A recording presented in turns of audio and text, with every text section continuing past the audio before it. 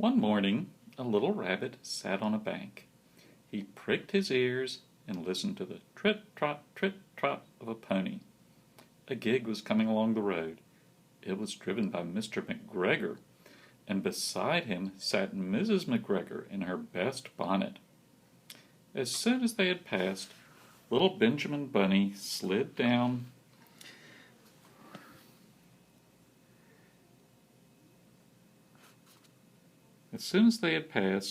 little Benjamin Bunny slid down into the road and set off, with a hop, skip, and a jump, to call upon his relations, who lived in the wood at the back of Mr. McGregor's garden.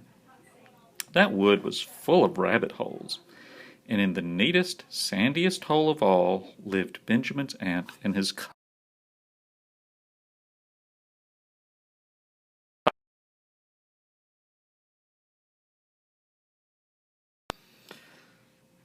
Old Mrs. Rabbit was a widow. She earned her living by knitting rabbit wool mittens and muffetees. I once bought a pair at a bazaar. She also sold herbs and rosemary tea and rabbit tobacco, which is what we call lavender. Little Benjamin did not very much want to see his aunt. He came round the back of the fir tree and nearly tumbled upon the top of his cousin Peter. Peter was sitting by himself. He looked poorly and was dressed in a red cotton pocket handkerchief.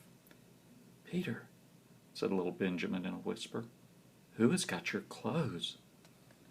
Peter replied, "The scarecrow in Mr. McGregor's garden," and described how he had been chased about the garden and had dropped his shoes and coat.